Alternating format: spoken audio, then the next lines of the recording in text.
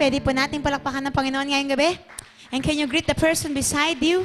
Good morning, para fresh na fresh.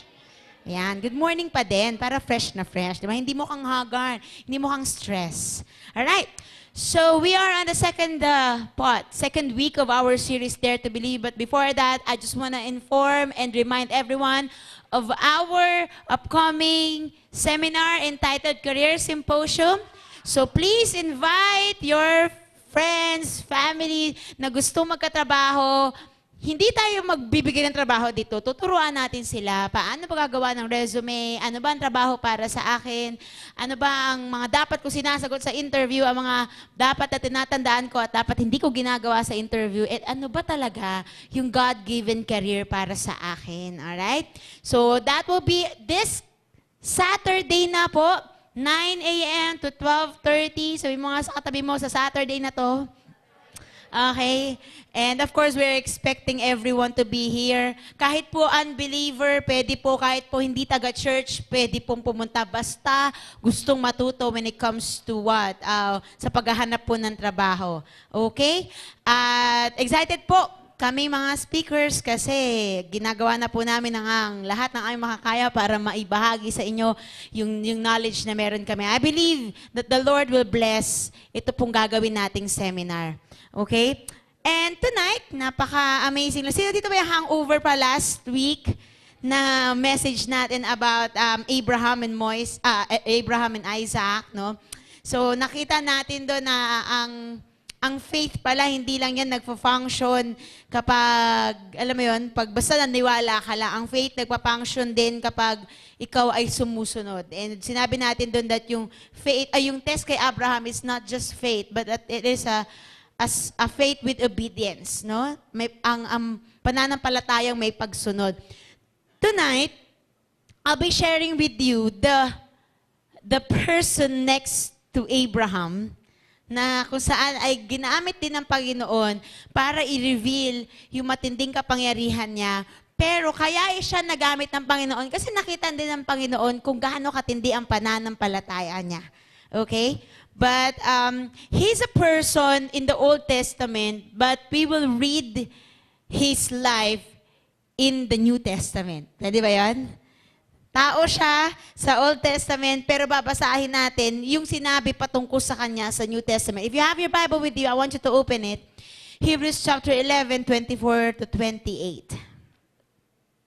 Tingnan natin ito. Nga pala, Hebrews 11 is a chapter of faith. Sinimulan ang Hebrews 11, chapter 1 ng faith is being sure of what we hope for and certain of what we do not see. Tapos pagkatapos nun, lahat ng verses ay patungkol na saan? Patungkol sa faith. Sabi niya, by faith, si Abraham naging ganito, by faith, si Noah naging ganito, by faith, by faith, by faith. So kung gusto mo mag-level up ang iyong for example, minsan, nagkakaroon ka ng, alam mo yon, nagkakaroon ka ng panghihina ng faith mo, alam mo, pumunta ka sa Hebrews, chapter 11. Magle-level up talaga yung pananampalataya mo. Kasi dito, maniwala ka, naka-record dito ang ginagawa ng faith. Naka-record dito. Chapter 11, verse 24 to 28 ng Hebrews, sabi dyan, by faith, Moses, when he had grown up, refused to be known as the son of Pharaoh's daughter. He chose to be mistreated along with the people of God rather than to enjoy the pleasures of sin for a short time. He regarded disgrace for the sake of Christ as of greater value than the treasures of Egypt because he was looking ahead to his reward. Sabi mo nga, reward. By faith, he left Egypt. Not fearing the king's anger, he persevered because he saw him who is, invisible. He saw him who is invisible. Verse 28. By faith, he kept the Passover and sprinkling of blood so that the destroyer of the firstborn would not touch the firstborn of Israel. By faith, by faith, by faith. You know what, church? Young professionals, I want to tell you this. Faith works in different ways. Hindi mo pwedeng ikulong ang faith. na nagwo-work lang siya sa business mo or sa work mo. I wanna tell you, ang faith nagwo-work pati sa love life mo. Ang faith nagwo-work kahit sa pagmamasteral mo o kung nag-aaral ka ngayon ng panibagong degree. Ang faith nagwo-work sa finances mo. Ang faith nagwo-work sa bahay. So, faith works in different ways. At bukod sa mga alam na natin kayang gawin ng faith sa ating buhay, the question is, ano pa kaya yung kayang gawin ng faith na hindi madalas maisip o mapag-usapan? Here, we'll be sharing or we'll be talking about Moises. I want you to know this. Moises is a prime example of a man who gave up all that the world had to offer in order to follow God and His promises. We know the background of Moises. Si Moises po, yung inalagay sa isang basket at pinaanod sa tubig. Tapos po nakuha siya ng isang prinsesa ng Egypt at inalagaan siya ito. Kaya po siya ginanon ay bakit? Kasi pinapapatay yung mga lalaking anak. Lalo na yung mga firstborn. Okay? And then what happened? So nakinatagpuan siya ng isang prinsesa ng Egypt at inalagaan siya at tinuring siyang anak.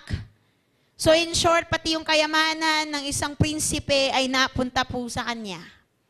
But dumating yung time that he gave up all that the world had to offer in order to follow God. Can you do that? Can you give up all? Can you give up all? Can you give up your work just to follow God? Para pag sinabi ni Lord, mag-resign ka na, mag-full-time ka sa akin. Lord, may binabayaran pa akong bahay. Lord, may binabayaran pa akong kotse. What if sinabi ni Lord na, iwan mo yan at ganito ang gawin mo, kaya mo bang i-give up? You know, his faith was a self-denying faith. Self-denying. Tonight we'll see. What can we learn from the life of Moises? Sino dito excited? Let's see and learn how faith works in the life of Moises and eventually to us as well. So tonight, I'll be sharing Dare to Believe Part 2. Let's see. Tingnan natin ang mga bagay na ito. Sabi dyan, verse 24-26, by faith, Moises, when he had grown up, refused to be known as the son of Pharaoh's daughter. Ayaw na daw niya. Okay? He chose to be mistreated along with the people of God rather than to enjoy the pleasures of sin for a short time. He regarded disgrace for the sake of Christ as a greater value than the treasures of Egypt because he was looking ahead for his reward. So sabi po dyan, by faith, when he had grown up, refused to be known as a son of Pharaoh or Pharaoh's daughter. The first question is, ano ba talaga ang nagagawa ng faith? Saan ba nagwo-work? O saan pa ba umaapekto o may epekto ang faith natin? Number one, faith affects your identity. Sabihin mo nga identity. The first question about identity is, who am I? Who am I? Sino ka ba talaga? Ano ba talagang pagkatao mo? And as the adopted son of Egyptian princess, Moises could have led easy life in the palace. No? Na-imagine nyo ba? Yung hindi naman niya talaga ginusto, kaya lang natagpuan siya ng isang prinsesa eh. Na-imagine mo ba yung buhay mo kung bigla kang nung baby ka pa lang natagpuan ka ni Henry C. o kaya ni Ayala, and you can enjoy everything na meron sa Trinoma or SM. Na pag nagusto mo, akin na yun akin na yun. Alam mo yun? So, na-imagine mo ba yung privilege na meron si Moises? Kaya lang, his faith moved him to refuse this kind of life. Yung pananampalataya niya, nag-move sa kanya para i-refuse yung ganitong klase ng buhay. And he chose to identify with God's suffering people. Bakit? Mamaya malalaman natin, bakit ba yan ang pinili ni Moises? Kailangan ba lahat ganyan? Kailangan ba lahat naghihirap? Yun ba ang tinuturo dyan? Hindi po. The point is, kahit balibalik-tarin mo ang mundo, hindi sa Hudyo. Ay, hindi po siya taga-Ehipto.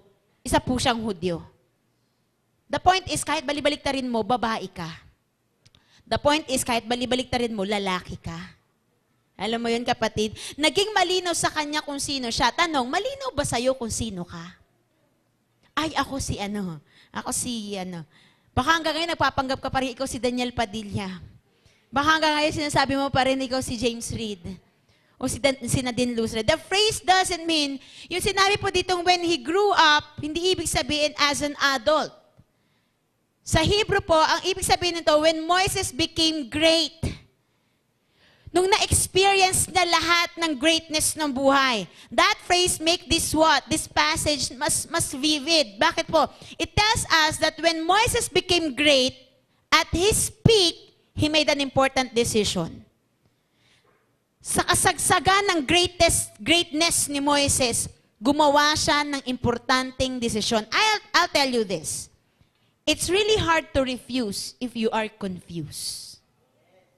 It's hard to refuse when you are confused. The point is, people, alam mo yun, ang hirap naman mag-refuse kasi confused ako kung mahal ko ba siya o hindi. Ang hirap tuloy niyang sabihan ng, oo, pwede na, o hindi, kasi ayoko. Alam mo yun, kapatid, kaya mga girls, kapag confused ka pa, huwag ka muna magpapaligaw, baka kawawa naman sila. Alam mo yun? Nagbigay na sila ng time sa'yo, tapos ikaw pala, confused, ayaw mo pala. Diba? Ganon din naman kayo mga boys. Kapag confused ka kung siya ba o hindi siya, huwag muna. Okay? Because it's hard to refuse if you are confused. People with clear identity have the power to refuse things which they ought not to do. Maniwala ka. Yung mga tao may matino at tama at clear ang identity nila, they have the power to refuse. Kasi alam nila ang stand nila. Okay? Now, if your identity is you are a son or you are a daughter of God, then it will be easy for you to refuse the offer of this world na hindi maka-Diyos. Tama ba? Kasi pag alam mo anak ka ng Diyos, mas madali sa yung i-refuse sa mga bagay na hindi matutuwa si Lord eh. Kasi mag-stand ka na Lord, hindi, anak mo ko eh. Alam mo yun? Kahit na sinasabi, ito, kikita ka dito na malaki pero illegal. Alam mo, malinaw sa'yo, yung Diyos mo ay mayamang Diyos. Yung ama mo sa langit ay mayaman. Kaya mong i-refuse yan eh. Pero yung mga confused sa identity nila, confused din yan kung mag-yes or no dun sa illegal na bagay. Alam mo po yan, kapatid? Now, if you know to yourself na may worth ka dahil binigyan ka ni Jesus ng halaga, then you will never settle for less. Because you will make a stand. Hey, I know my worth. Alam mo po yun? If you know that God's plan for you is to have a good family, then you will only choose yung binigay ni Lord. Tama ba? Kung sinasabi mo kasi na si Lord ang director ng buhay mo, then kung sino o ano ang bagay na binigay niya, dapat yun ang tanggapin mo nang walang nagtatanong. Lord, bakit siya? Wala nang tanong-tanong kasi kilala mo naman si Lord eh. Kung malinaw sa'yo na identified ka with the Lord. If your identity is that you are an heir of God, ikaw ay tagapagmana, sino dito mga tagapagmana ni Lord? Then dapat malinaw sa'yo, prospered ka in all areas. May mga difficulties, pero hindi ibig sabihin yan, mahirap ka. Ibig sabihin yan, prospered ka. At yung difficulties, nagpapakita lang na kailangan mo lang mag-create ng panibagong testimony. If your identity is telling you that you are the head and not the tail, edi mag-lead ka. Umakto ka na naaayon sa identity mo. Young professional, umayon ka sa naaayon sa calling mo. Alam mo yon? Kapag Christian ka, dapat alam mo yung stand mo. Pag mali ang drugs, mali ang drugs. Hindi yung, kasi alam mo na, baka naman pwede. Sure, ganyan. Kapag mali. Pag tama. Ito lang po, be clear with your standing with God. Are you a child or not? Yun lang naman yun eh. Anak ka ba o hindi? Tanungin ka tabi mo, anak ka ba o hindi? Now, true faith, hindi po ito yung banda ha. True faith, yung totoong pananampalataya daw, causes a believer to hold the right values and make the right decisions. Kapag meron kang totoong pananampalataya, maniwala ka, ililid ka nito sa tamang values at tamang desisyon. Yung hindi ka magko-compromise just to be, alam mo yon, just to get something. Now, the phrase, pleasures of sin, sabi niya doon, di ba? He refused to be what? To be known as the son of Pharaoh's daughter. And then sabi doon, and ayaw niya daw mapasama o mapasama doon sa mga tao na may ganito, pleasures of sin. Hindi lang po ito nagre-refer sa lust or alam mo yon kahit ano or ibang kasalanan. Yung phrase po na ito, na pleasures of sin, describe a way of life that we today call successful. Paano ba masasabing successful ka? Pag may mataas kang posisyon sa kumpanya, pwede. Pag may prestige ka, paglabas mo ng bahay, may paparazzi ka agad, pinipicturean ka, may mga papirma, ganon, pa-autograph. Masasabi mo bang successful ka kapag may power ka na? Alam mo yon? Or may kayamanan ka na matindi, mayamang-mayaman talaga, freedom from problems, yun ba yung success para sa'yo? Kapatid, you know what? I'm gonna give you a simple but rock na definition of success. Success is knowing and doing the will of God. If what you're doing is the will of God, then you're successful. Dahil ang mundong ito, nakapag-create siya ng isang pattern, nakapag-successful, dapat mayaman. Ulitin ko, tinuturuan po tayo ng Lord na maging mayaman kasi kailangan mamuhay tayo ng prospered. Pero hindi yan ang definition ng success sa buhay mo. Ang success ng sa buhay mo ay yung alam mo na ginagawa mo yun ng Lord. So kung yung trabaho mo na yan, alam mo will yan ng Lord at ginagawa mo, then you're successful. If you're serving the Lord at alam mo yan yung pinapagawa sa'yo ng Panginoon, then you're successful. If you have a business at alam mo pinagagawa yan sa'yo ng Panginoon, then you're successful. If you have that relationship at alam mo siya talagang binigay ni Lord para sa'yo, then you are successful. Amen po ba? Verse 25 sabi, He chose to be treated along the people with God rather than to enjoy the pleasures of sin for a short time. Sabi mga short time. Verse 25 states that Moses made a choice. Verse 26 states that Moses considered. Sabi niya, the word choosing, translated from the Greek word, means to take for oneself a position. Nag-stand si Moses. Gumawa siya ng isang desisyon. Para tong political action. Okay? Yung parang halimbawa, issue about tax. Tapos nag-make stand ka o nag-share ka ng sarili mong stand or sarili mong opinion. So in Moses' case, hindi naman talaga politically related, pero unlike politicians, Moses was steadfast to his position. And hindi siya nagdalawang isip kung ano ba ang dapat gawin. The point is, tanungin na lang kita, true or false? Part of the reason why we make wrong choice is because we have not taken a position for ourselves.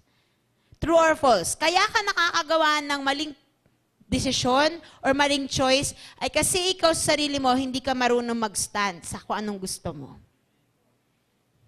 True or false? False, true.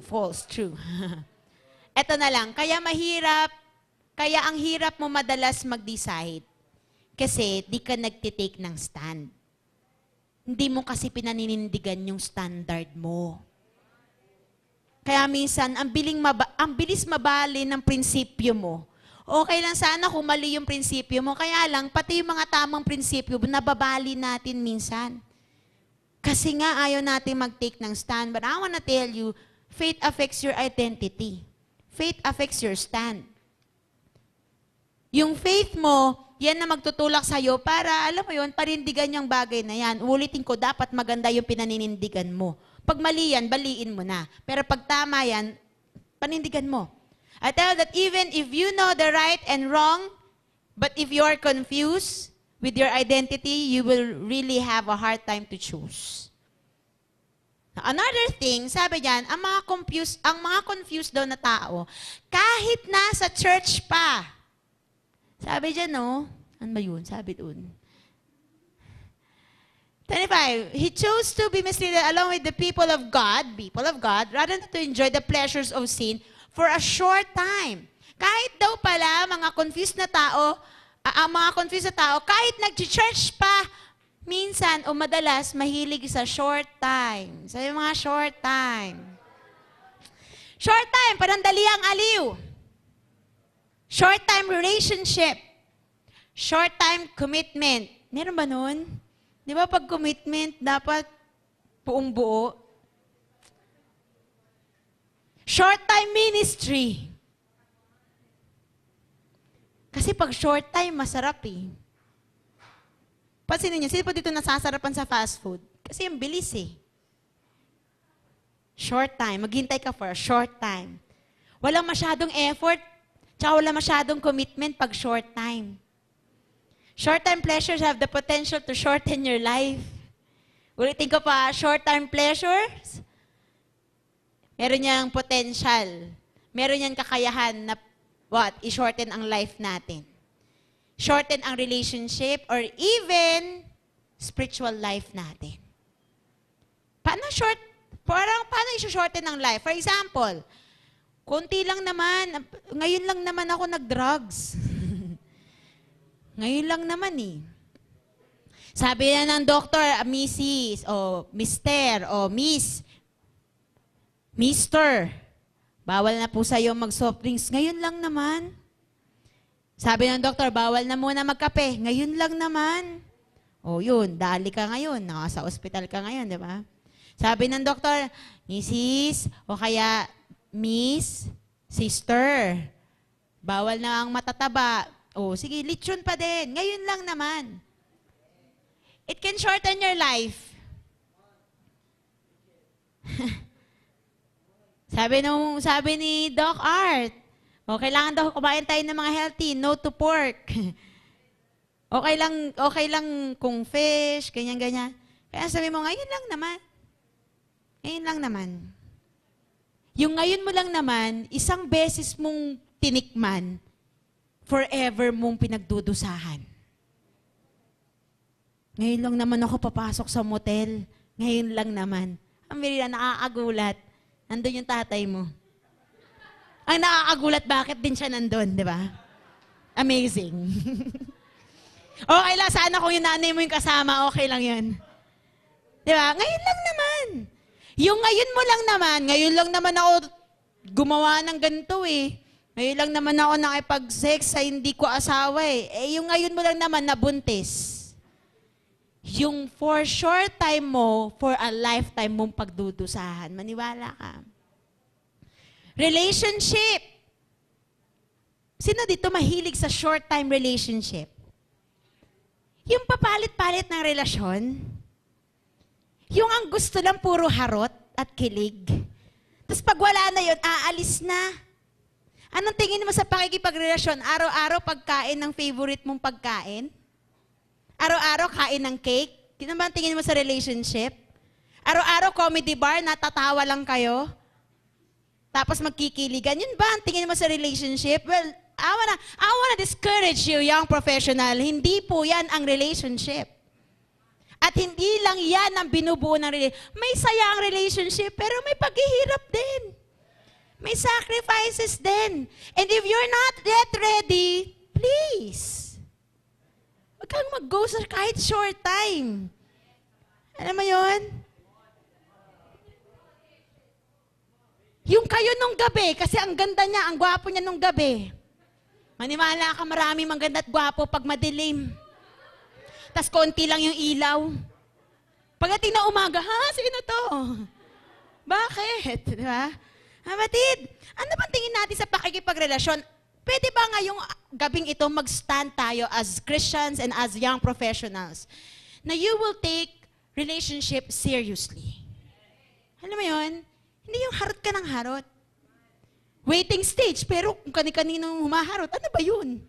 Kala ko ba waiting stage? Di mag-wait ka lang. Maglingkod ka na lang muna. Pero pag hindi na waiting stage, umayos ka naman.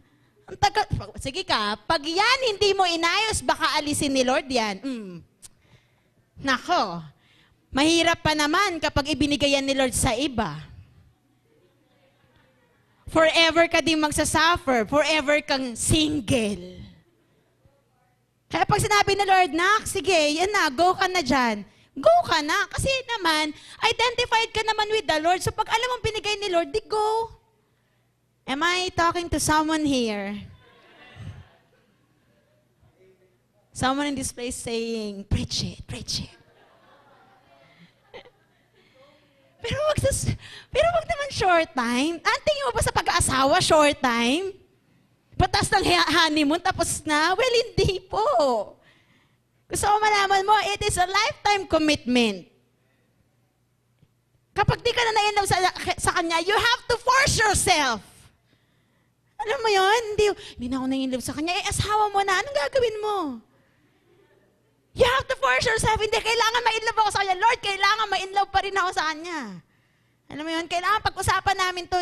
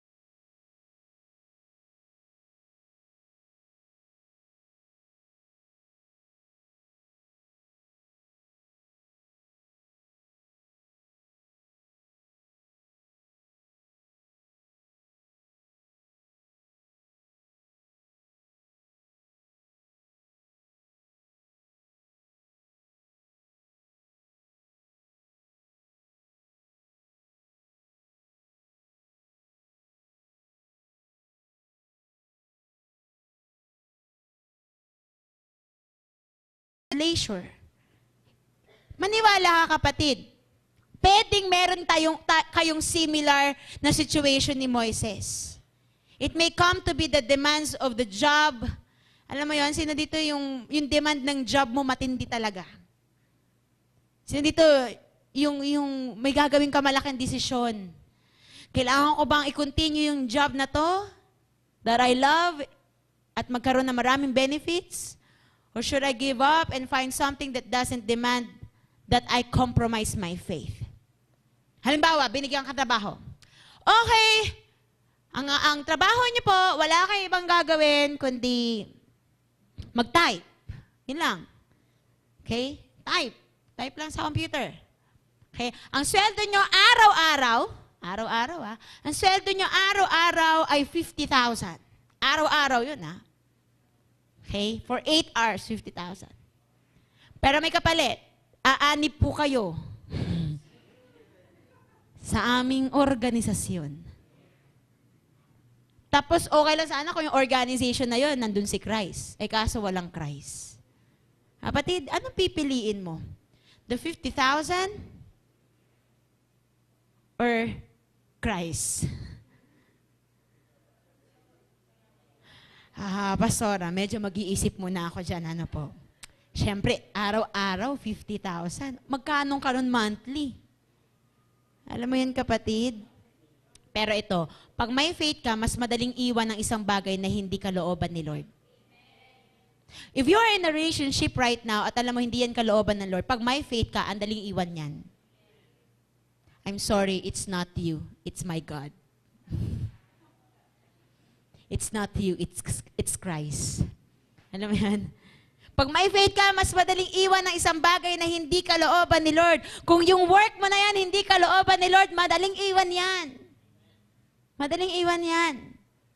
Alam niyo po, when God told me to go full-time last year, may mga questions ako kay Lord, pero hindi ko nakitang mahirap mag-resign. May mga questions lang ako about future, pero nakita ko na hindi talaga eh. Hindi ako nahirapan, kahit sa anggulo ko tignan, wala. Hindi nga ako naiyak eh. Alam mo yun, kapatid? Bakit? Kasi alam ko, may kalooban ng Lord sa akin. Ano i-give up ko doon? Una, i-give up ko yung position ko doon. Pangalawa, syempre, yung sweldo mo, yung monthly, tapos may commission pa kami. Isang commission mo, pwede ka magpagtayo ng bahay. Alam mo yun, kapatid? Pwede kang bumili ng kotse. Laki na i-give up mo. Kaya lang, alam niyo ba, before ako mag-resign, lahat ng bagay na hinuhold ko before ako mag-resign, maniwala ka, pinakita sa akin ni Lord, lahat ng bagay na yan ay temporary. And in one click, kaya kong alisin yan. Ayun, nagka ng mga problema. Pinakita sa akin ng Lord. And His loyalty, yung loyalty ni Moses was in the invisible King. Kaya mo bang ibigay ang loyalty mo sa isang Diyos na hindi mo nakikita face to face? Pero nararamdaman mo naman ang kapangyarihan niya. His loyalty was in the invisible King, the King of Kings and the Lord of Lords, rather than the visible King. And who is that? The King of Egypt. Church, tonight, always check your loyalty scale. Kanino ka pa ba natatakot? Kay God o sa iba na? Do you still fear God? When I say fear God, hindi yung, natatakot ako kay Lord. When I say fear God, yung, kanino mo binibigay yung matinding reverence mo o matinding paggalang mo? Kay Lord pa ba? Kanino pa ba yung loyalty natin? Moses left Egypt and he burned bridges. He didn't look back.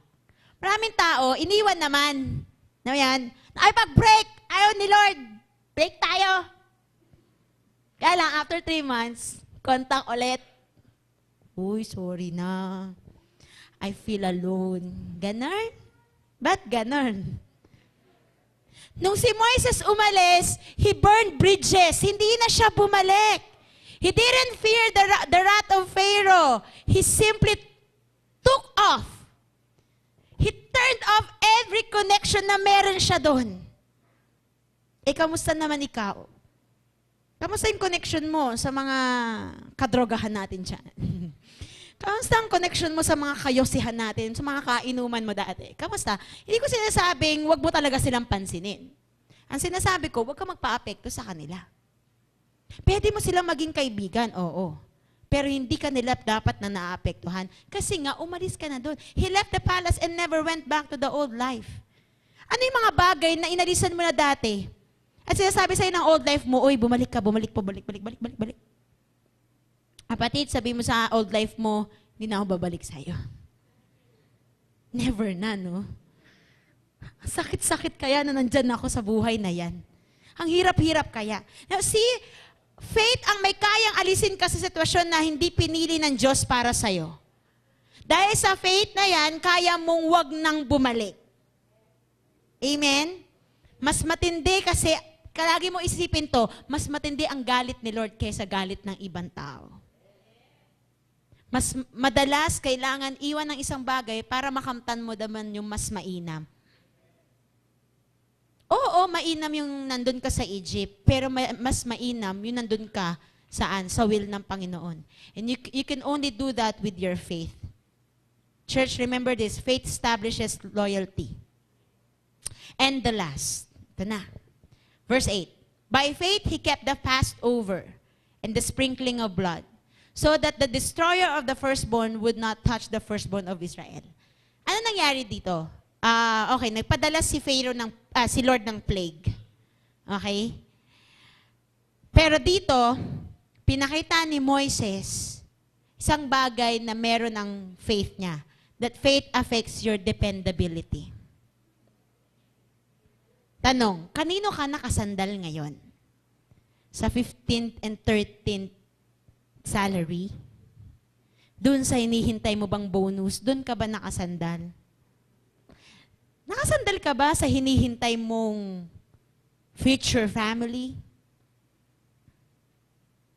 This is the most fabulous part. And nakakatawa lang yung scripture, sabi niya, again, here is one of those passages that are so familiar to us. And we sometimes ask ourselves, ano bang big deal dito? Verse 28-29, sabi niya, by faith, he kept the Passover and sprinkling of blood, so that the destroyer of the firstborn would not touch the firstborn of Israel. By faith, the people passed through the Red Sea. Alam niyo po ba itong binabanggit dito sa verse 28-29? Ito po yung pagkahati ng dagat. Ito yung sinabi ni Lord, sige, umalis kayo dyan sa Egypt. At dadalhin ko kayo sa lupang pangako. Pero habang dumadaan sila, habang naglalakbay sila, may mga pangyayari. At isa doon ay hinuhuli sila pabalik ng mga Egyptians. Para gawing slave. Kapatid, ano yung bagay na paulit-ulit na hinuhuli ka para gawin kang slave? Past mo ba yan? Sino dito slave pa rin ng past niya? Hindi ka makamove on. Ganun yung ginagawa nito.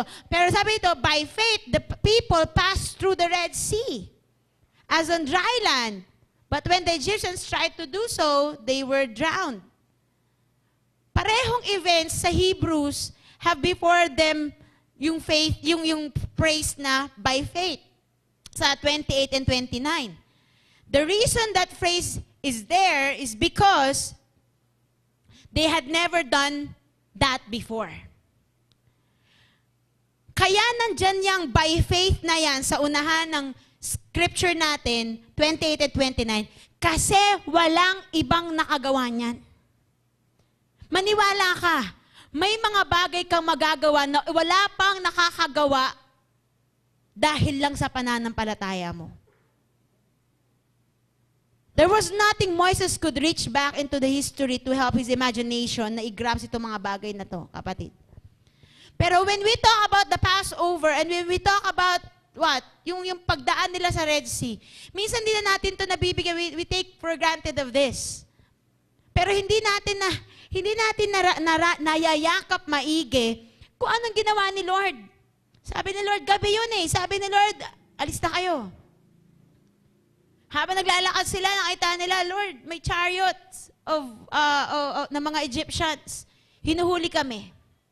Ano sabi ng mga Egyptians, dinala mo ba kami dito? Kasi bakit? Wala na bang mapaglibingan sa Egypt? Tignan niyo po, sa Exodus. Tapos sabi niya ganon, paano tayo dadaan ngayon? And then sabi ni Moises, inquire siya kay Lord. Ang sagot ni Lord sa kanya, why are you crying? Tell to my people, move on. Why are you crying? Move on. Saan ka ba nakadepende kasi? Kaya bakit kaya umiiyak kasi ayaw mo yung i-let go. Kaya lang sabi ni Lord, move on. Dumepende ka sa akin kasi ako gagawa ng miraculous signs sa'yo. Alam mo yun? Sabi ni Lord, sabi nga, hampas mo yung staff mo, yung tungkod mo, makakadaan kayo. Nakikita nyo ba? Nararamdaman nyo ba kung anong experience ni Moises noon? God, wala pong ibang nakakagawa nito. Paano kami dadaan ng dagat? By faith. Paano mahihiwa ang dagat? By faith. Paano mamamatay itong mga humahabol sa amin? By faith. Tanong, saan ka ba nakadepende kasi? Lord, paano siya mapupunta bilang asawa ko? By faith. Saan ka ba kasi nakadepende? Lord, paano ito mapupunta posisyon sa akin? By faith. Lord, paano pupunta yung bahay at lupa na pinapanalangin ko? By faith. Lord, paano ako makaka-12? By faith. Lord, paano ako magbubukas ng panibagong small group? By faith. Alam mo yun? Lord, paano ang future ko? By faith. Lord, wala pang seldo? By faith. Lord, sabi ni Pastora Dana magbigay pero wala pang seldo? By faith. Kapatid, tanong, saan ka ba kasi nakadepende? Sa bagay ba na nakikita mo, alam mo yun, visible? O sa Diyos nakikita, na hindi mo nakikita, Diyos na invisible, pero powerful? Lord, hindi ko pa nakikita yung mga kamag-anak ko na sila din, Panginoon, tumatanggap sa'yo. Pero sabi ni Lord, by faith. Huwag ka kasi mawalan ng faith. Sabi mo sa katabi mo, huwag ka mawalan ng faith. Listen to this, God works in the issue of dependability. Pag may issue ka kung saan nakadepende ang buhay mo, kapatid, faith, nagwo-work dyan. Dependability is your ability to depend on God. Lord, di ko maklose tong client ko na to, tong usapan na to. Sabi ni Lord, by faith.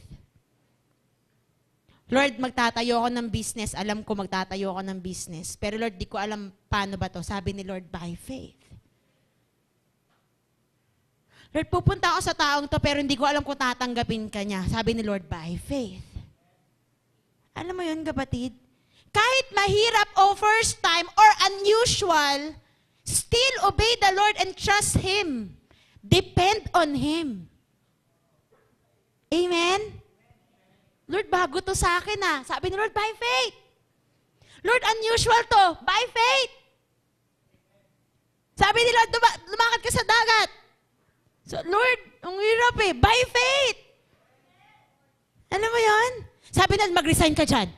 Lumipat ka doon sa isang kumpanya. Lord, ang laki nun. Tsaka Lord, baka hindi ako matanggap. Sabi ni Lord, by faith. Lord, kasi alam mo na, yung mga tinatanggap doon, dapat ganito, ganito, ganyan, ganyan. Sabi ni Lord, by faith.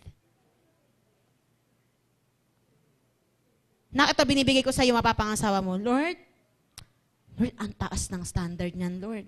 Sabi ni Lord sa iyo, nak, by faith. Lord, ang hirap. Lord, bumagsak na ang wall of Jericho. Yan, hindi yan babagsak, Lord. Sabi ni Lord sa iyo, by faith. Sino bang nagpabagsak ng wall of Jericho? Kanino ka dedepende? Dun sa nagpabagsak ng wall of Jericho.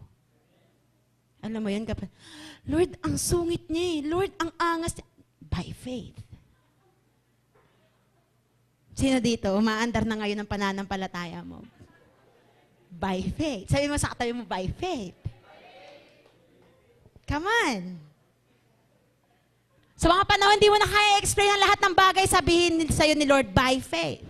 Sabi ni Ninoy, when reason ends, faith begins. Pag hindi mo kaya explain ang lahat, Lord, hindi ko na kaya maintindihan ang lahat ng ito, pero mananampalataya na lang ako.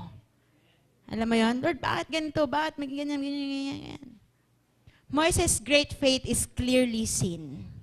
He trusted God's plan. Do you trust God's plan? Nagtitiwala ka ba at nananampalataya sa plano ng Diyos? He trusted God's plan for the blood of the Lamb to protect his house from the wrath of God. Alam niyo po, being dependent to God is something that he always wanted. Maniwala ka, gustong-gusto ni Lord na nakasandal ka sa Kanya. Yung katabi mo, sandalan mo yung mga 30 minutes, mamaya gaganon na yan eh. Ang bigat mo kasi. Alam mo yan? Physically, emotionally, ang bigat mo. Or minsan, financially, ang bigat.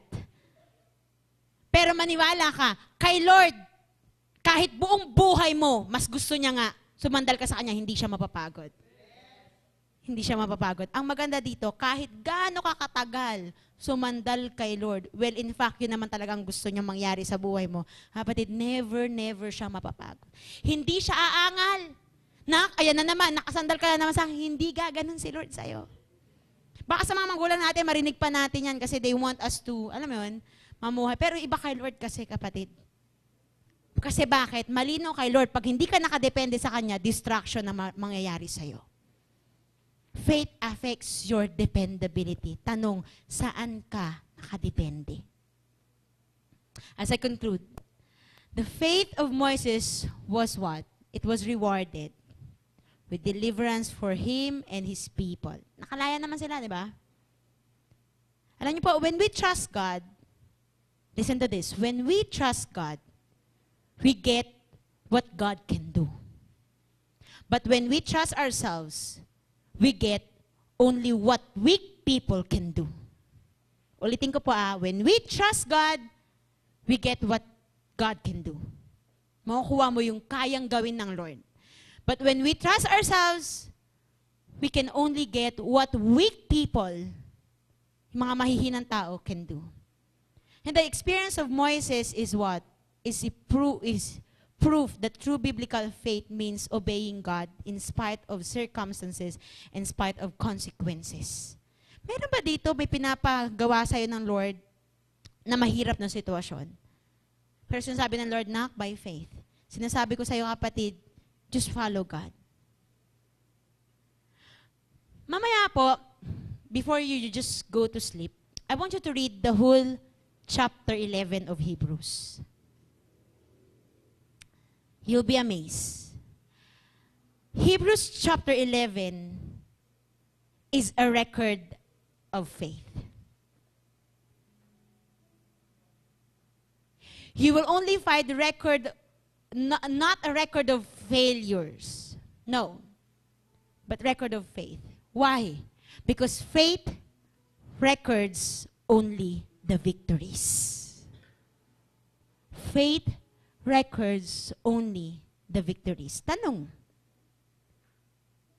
ilan ang records ng faith meron ka? Ilan ang victories ang na-experience mo? I want everybody to stand now.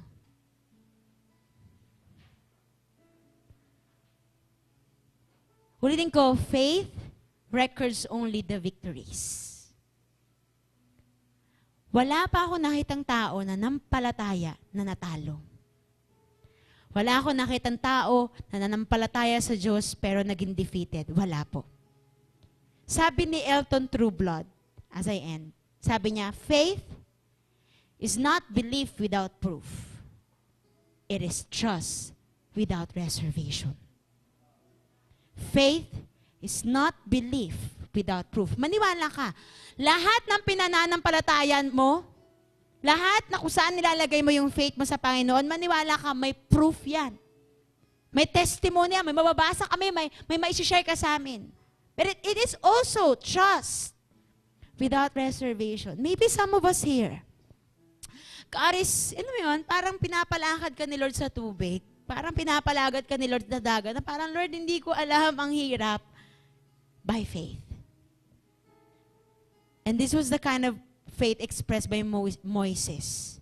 I pray we can have the faith, that kind of faith, and be successful in our generation today. as we close this gathering tonight, I want to ask you some same question. Kagaya ng tanong ko kanina, have you trusted God's plan?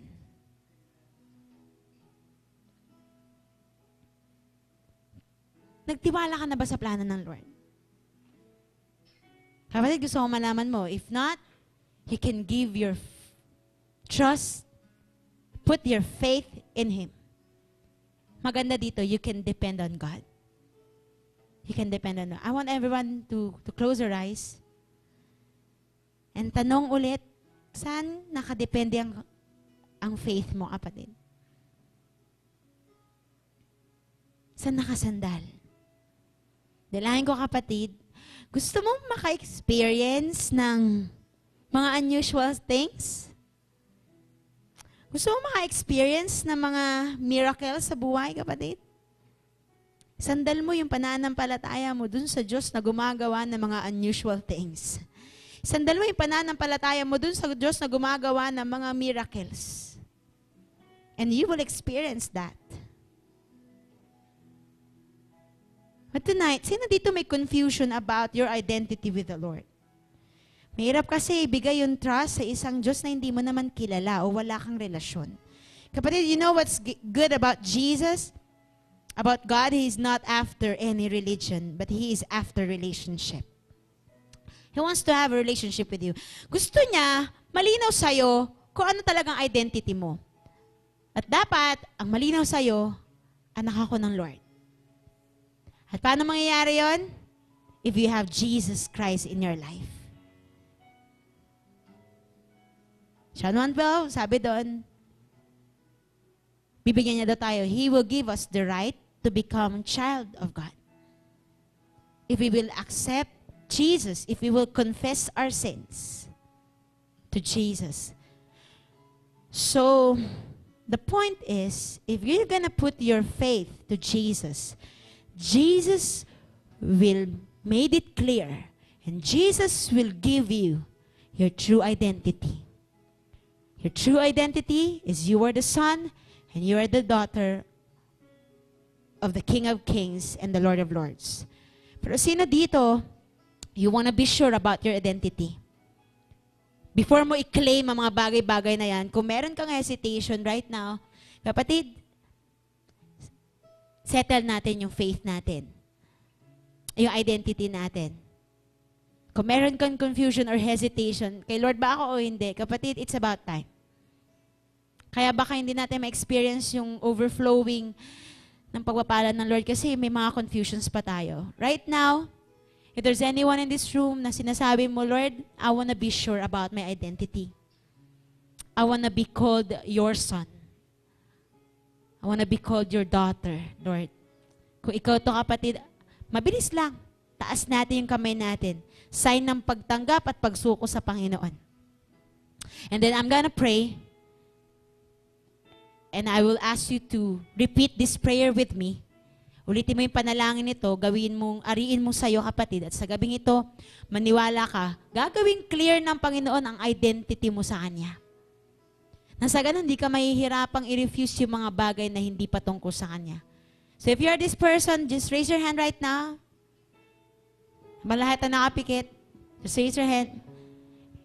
And repeat this prayer after me. Sabi mo, Panginoong Jesus, Panginoong Jesus, sa gabing ito, sa gabing ito, naunawaan ko po naunawaan ko po na ang buhay na ang buhay na wala ka na wala ka ay walang kwenta. ay walang kwenta. Walang tamang identity. Walang tamang identity. Panginoon, gusto ko po gusto ko po magkaroon magkaroon ng tamang relasyon sa iyo, ng tamang relasyon sa iyo, ng tamang identity. ng tamang identity. Kaya sa oras na ito, Kaya sa oras na tinatanggap po kita tinatanggap po kita bilang aking Diyos, bilang aking Diyos, bilang aking tagapagligtas. bilang aking tagapagligtas. Hinihingi ko po ng kapatawaran Hinihingi ko po ng kapatawaran lahat ng nagawa kong pagkakasala. lahat ng nagawa kong pagkakasala. At tinatanggap ko po at tinatanggap na sa ko gabing po ito na sa gabing ito ay hinuhugasan mo po ay hinuhugasan ang mga ko kasalanan ko, ang mga kasalanan ang aking ko, buhay, ang aking at buhay binibigyan mo po ako at binibigyan mo ng po panibagong buhay. ako ng panibagong buhay. Binibigyan mo po ako Binibigyan mo ng po ako identity ng identity na galing sa iyo. na galing sa iyo. Salamat po. Salamat po. Patuloy ka Patuloy ka na maging hari na maging hari ng buhay ko ng buhay ko ngayon ngayon at magpakailanman. at magpakailanman. Amen. Amen.